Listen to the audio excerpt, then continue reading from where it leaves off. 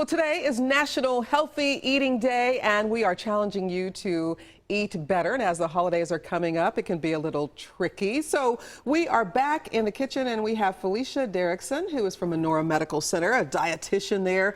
You know, we're going to be spending a lot of more time in the kitchen, so it's cool that we're back here in the kitchen today on midday because it's the holidays and we're going to want to eat. But how do we do it healthy? Well, we want to give you a few tips today to help you eat a little bit healthier, not only today, but for the holidays that are upcoming. Okay. So soup is a lot of used during warm weather season, but this can of soup has about 1,600 milligrams of sodium in it. Wow, that's a lot. That's like for 2 days worth. Yeah, it's your whole day's worth in one can. So a good substitution is using an unsalted or no added salt broth and making it yourself at home.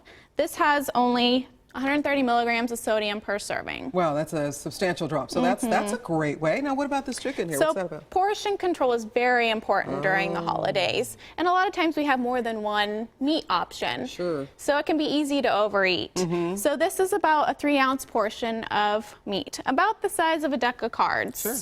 You also want to make sure your meats are lean. Take the skin off. Choose lighter meats versus darker meats, and you can cut a lot of calories and fat. And they're still very flavorful if you just season them appropriately in advance. Now, what about these seasonings here? So the American Heart Association recommends less than 1,500 milligrams of sodium a day, which is about 2/3 of a teaspoon of salt. So that can add up pretty quickly when we consider most of our foods have sodium already added to them. So using different herbs and seasoning blends to help season our foods. Okay, so great idea. Now we're transitioning over here to the little treats, I like to call them, hot chocolate. So who doesn't love hot chocolate on a cold day? Yes. And we have to have the marshmallows. So making sure you're watching portions. This 4 marshmallows is about 24 grams of carbohydrates versus the smaller portion of 5 grams of carbohydrates. So still getting to enjoy the marshmallows, but cutting a few carbohydrates. You know what I've tried? Sugar-free hot cocoa with marshmallows. It's not bad, you guys. It's very indulgent still. It's really good.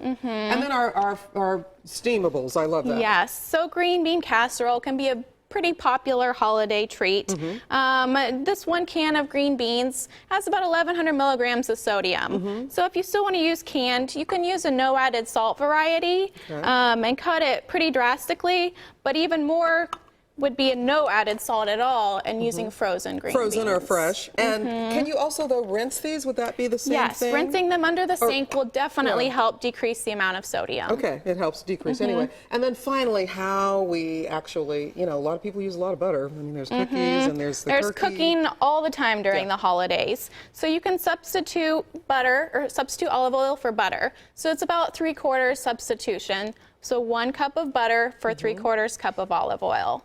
Okay, that's simple enough to remember. Very simple. And then we can make our holiday eating delicious as well as nutritious and good for us. Yes, All right, certainly. thank you so much for being here. Thank you for having me. We appreciate all the tips.